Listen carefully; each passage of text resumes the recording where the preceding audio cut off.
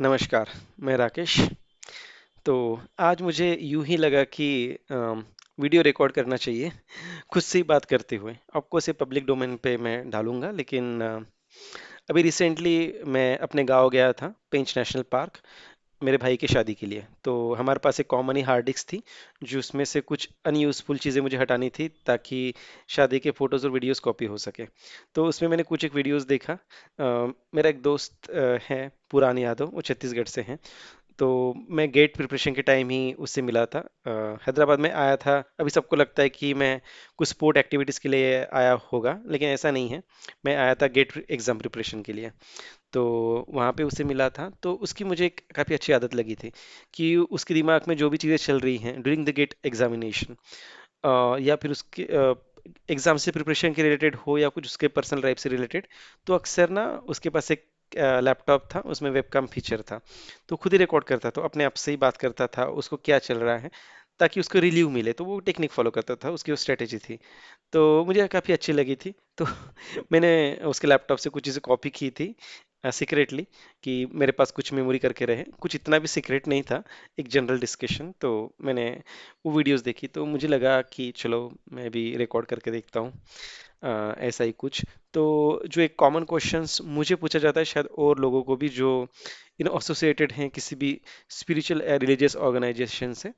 तो अक्सर लोग पूछते हैं कि मुझे कि you come from very wealthy background and then तुम तो स्पोर्ट पर्सन भी हो, तो क्यों किसी ऑर्गेनाइजेशन से रिलेटेड मतलब एसोसिएटेड रहना है, या कुछ उनकी इतने स्ट्रिक्ट प्रिंसिपल हैं, क्यों आपको फॉलो करना है? आप इंडिपेंडेंट रह सकते हो बिना किसी एसोसिएशन के। Why you are leading certain way of life.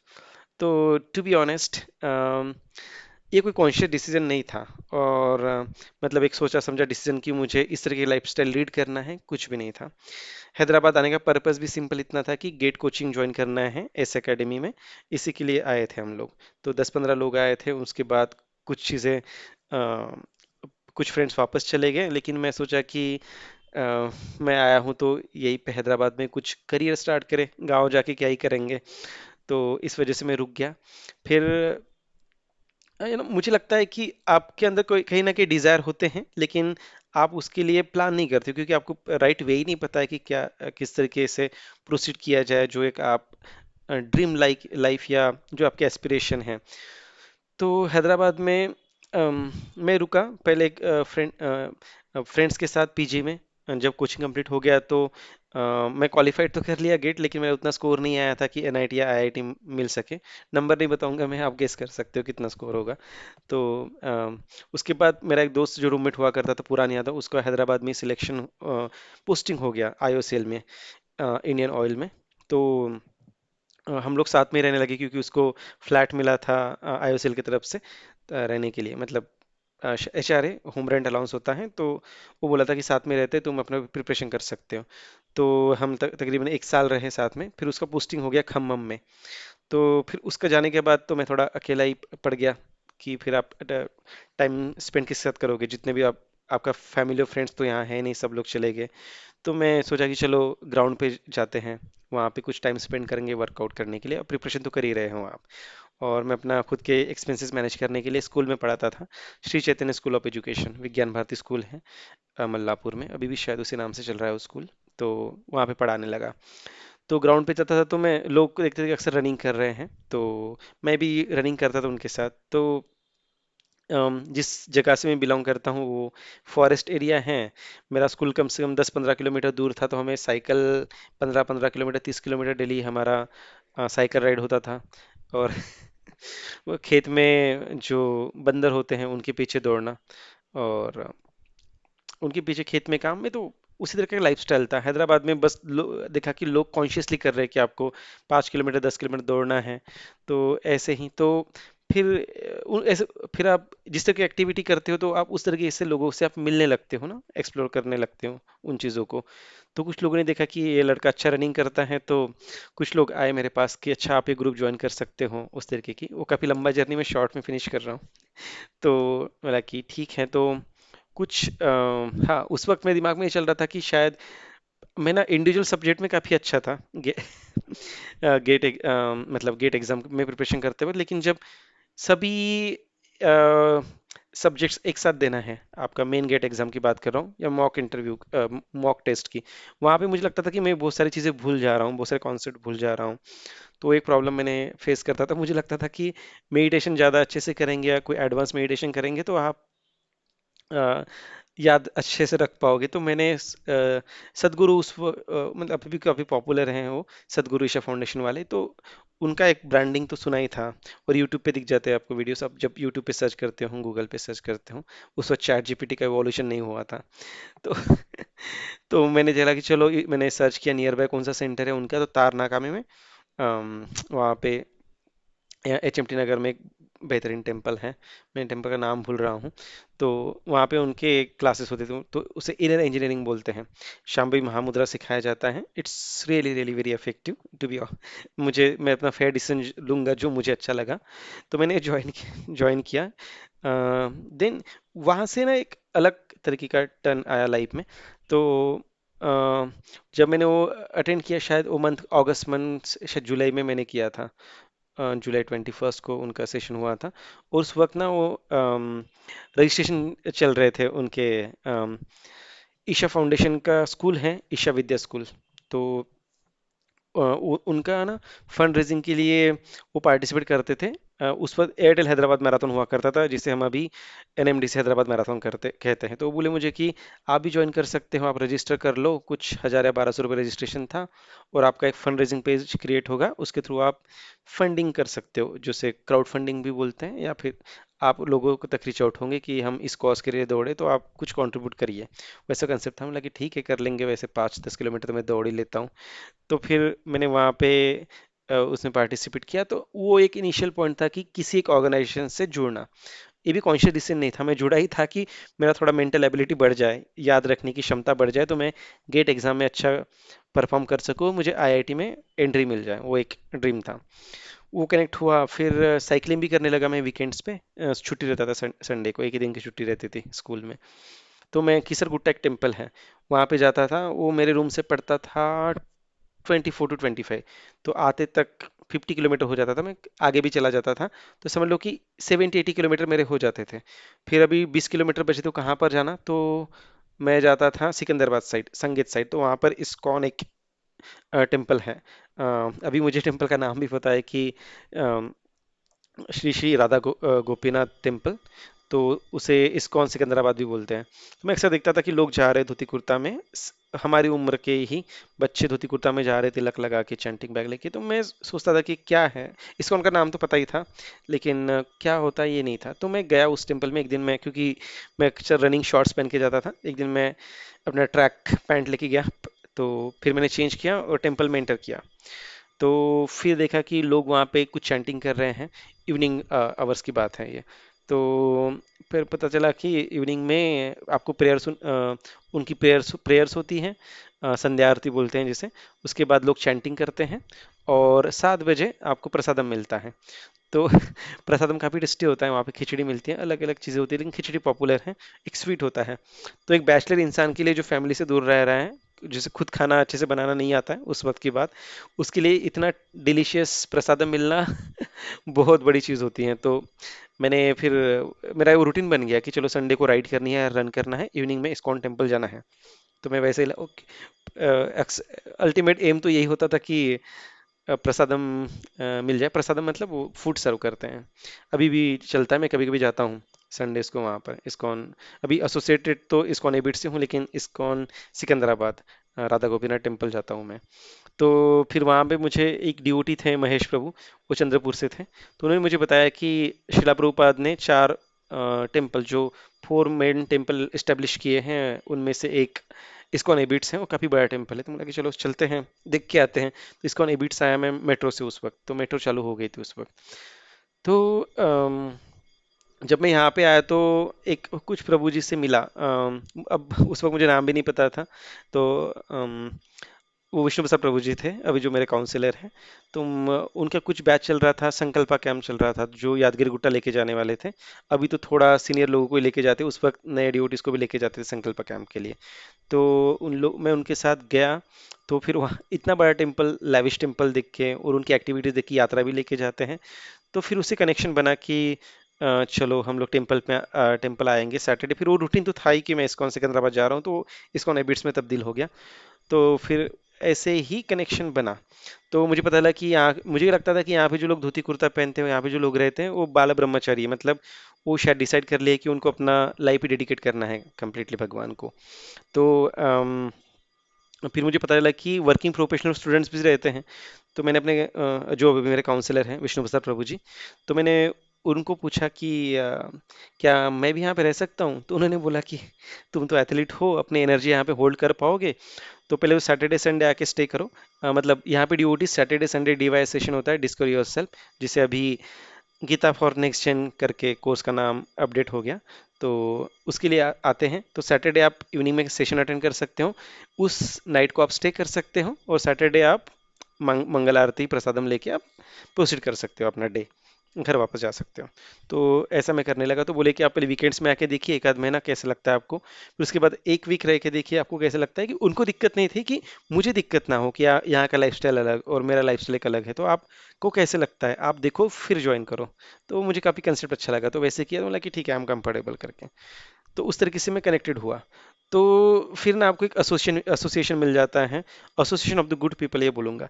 तो इस्कॉन में आने का कोई पर्पज़ नहीं था कि मुझे भगवान प्राप्ति करनी है, या फिर मुझे पर्सनल लाइफ में कुछ प्रॉब्लम है, या मैं बहुत गरीब फैमिली से आता हूँ, ऐसा नहीं है। I come from very wealthy background. उसके बाद पर्सनल प्रॉब्लम मेरे कुछ थे नहीं, और ना है अभी। तो बस ये था कि चलो एक्सप्लोर करते हैं ये चीज़ें, वो एक था। तो वो एक कनेक्शन बन गया। प्रसादम से शुरुआत हुई थी, तो फिर Sankalpa camp, and then residential devotee of IYS ISKCON youth services के through 18 to 30 years old devotees के लिए वो ओपन है आईवाईएस सर्विसेज। उनके प्रिंसिपल्स हैं, चार बेसिक प्रिंसिपल हैं इस्कॉन के। No meat eating, no intoxication, no illicit sex, and no gambling. ये चार रूल्स फॉलो करो और आप यहाँ पे रह सकते हो। तो वैसे, तो फिर मेरे साथ कुछ चीज़ें शायद पॉपुलर इस वजह से हो जाती हैं कि पहले ईशा फाउंडेशन का जो टैग लगा है, कि ईशा फाउंडेशन में तो मेरा बस वो एक इनर इंजीनियरिंग किया था, उसके बाद उनके मैराथन मैंने रन किया, लेकिन मेरे पास टैग लग गया क्योंकि सोशल मीडिया पे मैं थोड़ा, जो लोग जानते थे मुझे तो अच्छा, ये तो ईशा फाउंडेशन से कनेक्टेड है। फिर जब इस्कॉन में आया तो मैं साइकिलिंग और रनिंग करते वक्त अभी मैं चैंटिंग बैग और तिलक लगा के जाता हूँ, तो अभी ईशा फाउंडेशन का भी एक टैग है। तो अच्छे, उसमें कोई दिक्कत नहीं है उन चीज़ों से। लेकिन आपको फिर उसी की चीज़ के साथ, किस चीज़ के साथ आइडेंटिफाई करते हैं। तो ऐसा ये कनेक्शन रहा। फिर आपको ना जैसे मुझे एक चीज़ के लिए तो इस्कॉन को अप्रिशिएट करना चाहिए, यूथ प्रीचिंग के लिए, और the kind of association you get here. तो ऐसा नहीं है कि यहाँ पे सब लोग जो रहते हैं सब ही बेहतरीन लोग हैं, ऐसा नहीं है। हर एक का एक बेसिक नेचर होता है। और या फिर ये गंगोत्री तो नहीं है यहाँ पे आके सब शुद्ध हो जाएंगे। लेकिन क्या होता है ना, आप किसी ऑर्गेनाइजेशन से जुड़ते हो, जिस स्कूल कॉलेज भी ले लो, वहाँ के एक रूल्स एंड रेगुलेशन होते हैं। तो आपको ना एक तरीके से आपको ट्रेन करते हैं। तो यहाँ के जो बेसिक प्रिंसिपल हैं, कोई भी इंसान इस तरीके की लाइफस्टाइल लीड करेगा तो उसको उसको उसकी जो थॉट प्रोसेस है, it will get upgrade. The kind of the personality you carry will get upgrade. तो आपकी बेसिक पर्सनालिटी जो भी रहे हो, या आपको यहाँ पे विलिंगली या अनविलिंगली आपको अच्छा बिहेव करना ही पड़ता है, प्रिंसिपल को फॉलो करना ही पड़ता है। तो वक्त के साथ साथ आपका वो नेचर भी बन जाता है। तो वही एक हमारा नेचर बन गया।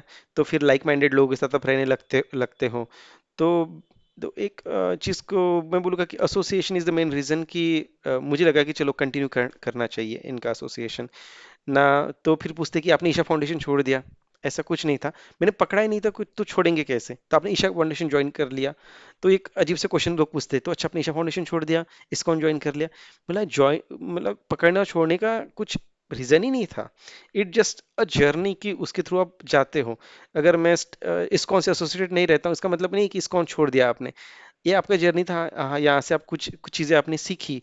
जैसे ईशा फाउंडेशन से मैंने एक लाइफस्टाइल लीड करने का, कि हेल्दी लाइफस्टाइल कैसे लीड करते हैं। योगा आपके एक मेरे जीवन का हिस्सा बन गया, मेडिटेशन मेरे जीवन का हिस्सा बन गया, एक फूड हैबिट्स होती है मेरे जीवन का हिस्सा बन गया।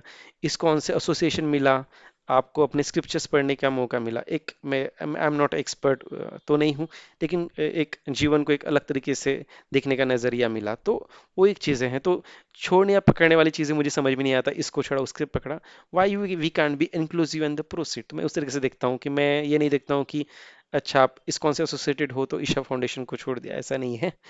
मुझे लगता है कि ये एक मेरे लाइफ जर्नी का हिस्सा था और वो हमेशा से ही रहेंगे।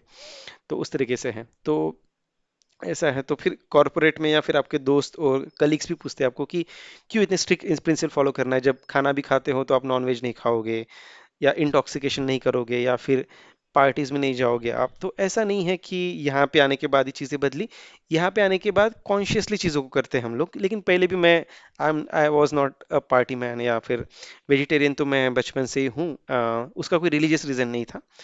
हमारे मतलब महाराष्ट्र में जिस प्लेस में मैं बिलोंग करता हूँ वहाँ पे एक साल में 4-5 बार नॉनवेज मुश्किल से खाते हैं लोग, ऐसा। लेकिन साउथ इंडिया में या हैदराबाद में तो शायद वीक में ही 4-5 बार लोग खाते हैं, तो यहाँ का काफ़ी अलग कंसेप्ट है। तो हाँ, तो इस्कॉन से एसोसिएटेड होने का एक चीज़ की एसोसिएशन यहाँ पे कि आप सोचते हो कि एक जेनेरिक लोगों के साथ रहे आप, बाकी अदर देन दैट आप वर्क, तो आप तो कंप्लीटली डेडिकेटेड हो एक किसी ऑर्गेनाइजेशन से लेके या एक मिशन से लेकर, ऐसा तो हो नहीं सकता। जब आप वर्किंग प्रोफेशनल हो तो आप आपका हॉरिजॉन जो है काफ़ी स्प्लिटेड है। आपका एक वर्किंग लाइफ है जहाँ जिस भी क्षेत्र में आप काम करते हो, आप कलीग्स हैं उससे एसोसिएटेड हो। मैं स्पोर्ट में हूँ तो एक रनिंग कम्युनिटी है, साइकिलिंग कम्युनिटी, वो एक कम्युनिटी है। आपका एक पर्सनल लाइफ है, आपकी फैमिली है।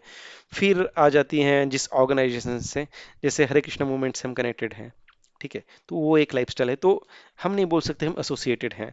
बोलने के लिए तो टैग लग जाता है आपके ऊपर, लेकिन आपकी पर्सनालिटी, आपका टाइम तो काफी स्प्लिटेड है।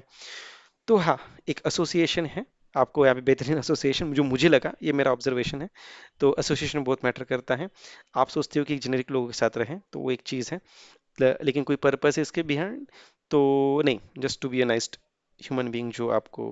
और मुझे लगता है कि इस टाइम इंडिपेंडेंटली आप रहो तो इससे अच्छा है कि कुछ बेस्ट, कुछ अच्छे लोगों से के एसोसिएशन में रहो आपको। तो और आप किसी से एसोसिएटेड भी नहीं हो, लेकिन आपका एक लाइफ इमेजिन करो कि आप रैंडमली सो रहे हो किसी भी टाइम पे, यू आर जस्ट एक डिस्टॉर्टेड लाइफस्टाइल है। आप सो रहे हो 12 बजे, जस्ट आपका कोई मिशन नहीं है, पर्पस नहीं है लाइफ में, और आप जस्ट सिंपली पार्टीज अटेंड कर रहे हो, घूम रहे हो, खा रहे हो, कुछ भी अननोइंगली, अनकॉन्शियसली। और एक तरफ ऐसा लाइफस्टाइल चूज करो कि आप सुबह उठ रहे हो एक स्पेसिफाइड टाइम पे, सुबह उठ के आप नहा धो के रेडी होके आपका दिन स्टार्ट हो रहा है प्रेयर से, आप चैंटिंग कर रहे हो। आप चैंटिंग अगर भगवान प्राप्ति की भी, हरे कृष्णा महामंत्र चैंटिंग की बात कर रहा हूँ, आप अगर उसे ऐसे भी देखो कि आप नॉन बिलीवर हो, मतलब आप किसी भगवान के कंसेप्ट में बिलीव नहीं करते हो, एज अ मेडिटेशन तो ले ही सकते हो, क्योंकि मेडिटेशन के बेनिफिट्स तो साइंटिफिक हैं। तो आप चैनलाइज कर रहे हो अपने थॉट्स को ना, आप अपने थॉट्स को फोकस कर रहे हो एक मंत्रा के ऊपर। आप मंत्रा नहीं तो आप ब्रिथ के ऊपर फोकस करो, ब्रीदिंग के ऊपर। शुरुआत में मैंने ज्वाइन किया था तो मैं Hare Krishna chanting as a meditation करके लेता था। तो उस तरीके से, तो उस तरीके का आपका लाइफस्टाइल चालू हो रहा है। फिर आपको अपने स्क्रिप्चर्स के बारे में पढ़ने के लिए मिल रहा है, अपने रिलीजन के बारे में पढ़ने के लिए मिल रहा है, और एक सात्विक भोजन ले रहे हो आप, एक अच्छे लोगों से मिलने का मौका मिल रहा है। तो आपको सब सेकेंड लाइफ ही चूज करोगे, आपका जिस लेवल का कॉन्शियसनेस है उस टाइम पे, वैसे बात कर रहा हूँ। तो यही यही चीज़ है, और यही मेरा जवाब है। उससे ज़्यादा मैंने कभी सोचा नहीं कि इस ऑर्गेनाइजेशन से एसोसिएशन करना है या कोई इससे एसोसिएटेड रहना है, ऐसा नहीं। मुझे लगता है कि आपका एक लाइफ जर्नी होती है, आपके पेरेंट्स जो कि उनका एसोसिएशन आपका फर्स्ट होता है, फिर आपकी स्कूल लाइफ, कॉलेज लाइफ आती है, आपके टीचर्स आपके गुरु होते हैं, उसके बाद आपका एक करियर बिल्ड करते हो तो आपका वर्किंग कल्चर कल्चर एक होता है, उसके बाद आप अपने आप को एज अ पर्सन इवॉल्व करते हो टाइम के साथ, आपके आपकी थॉट भी इवॉल्व होते जाते हैं। तो मुझे ये अपने लाइफ जर्नी का हिस्सा लगता है। अब फ्यूचर में पता नहीं क्या क्या रहेगा फ्यूचर।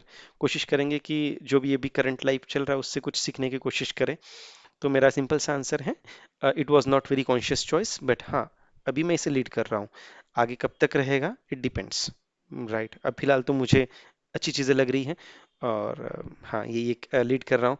और I am not very rigid person कि मेरे most of the friends are the non believers. Non believers मतलब जो भगवान के कंसेप्ट में बिलीव नहीं करते हैं, और ज़्यादातर वो मलयालीस हैं, मल्लूस हैं। लेकिन we are the nicest people कि जब हम मिलते हैं तो अभी उनका भी अपना करियर है, लेकिन साल में एक दो बार हम मिल ही लेते हैं। तो कुछ मर्चेंट नेवी हैं या कोई अदर कंट्रीज में काम करते हैं, जब इंडिया आते हैं तो वी प्लान कि हमें मिलना है, तो हम एक कि मैं अपना टैग इस्कॉन का या ईशा का टैग लेके नहीं जाऊंगा, या मैं बिलीवर का टैग लेके नहीं जाऊंगा कि मैं कृष्ण भक्त हूं तो मैं इस चीज को मद्देनजर रखते हुए बात करूंगा, नहीं।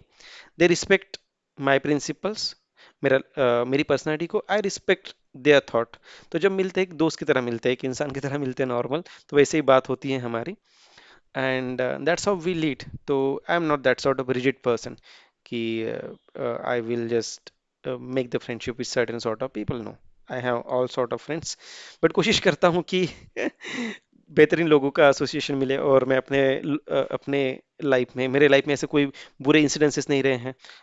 जैसे गांव से एक शुरुआत हुई, तो मुझे बेहतरीन लोगों से मिलने का मौका मिला, बेहतरीन ऑर्गेनाइजेशन से मिलने का मौका मिला। कुछ एक ड्रीम्स छूट गए पीछे, प्रोफेसर बनने का इंजीनियरिंग कॉलेज में। कुछ चीज़, हर चीज़ तो आप जो डिज़ायर करते हो शायद नहीं मिल पाती है, लेकिन उसका जो जर्नी रहा है, जैसे गेट के लिए आया था तो उसमें मैं एनआईटी मिल जाता मुझे उस स्कोर में, आईआईटी के लिए लायक स्कोर नहीं हुआ मेरा। लेकिन जो प्रिपरेशन किया उस वक्त, तो मुझे इंजीनियरिंग समझ में एग्जैक्टली जो 4 साल में मैं पूरा नहीं समझ पाया था, लेकिन वो इलेक्ट्रिकल इंजीनियरिंग जो है, मैं गेट एग्जाम का प्रिपरेशन करते वक्त बेहतरीन प्रोफेसर से सीखने का मौका मिला यहाँ पर एस एकेडमी में। वो एक था। और एक स्पोर्ट, मैं स्पोर्ट टू फील्ड्स में कभी नहीं जाना चाहता था, जहाँ स्पोर्ट्स और कॉरपोरेट फील्ड में। तो स्पोर्ट इंडस्ट्री को एक्सप्लोर करने का मौका मिला, तो उसके लिए भी मैं थैंकफुल हूँ।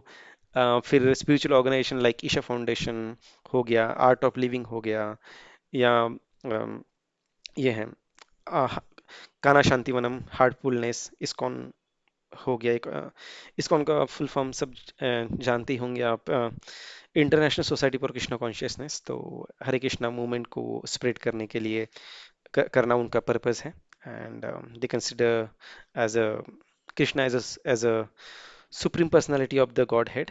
तो हर एक मूवमेंट है, तो उनका एक सर्टेन पर्पस है, उसे वो लीड करते हैं to up to their best. और इन सब का चीज, इन सब ही ऑर्गेनाइजेशन का हिस्सा बनते हुए मुझे कुछ बेहतरीन चीज़ मिली है।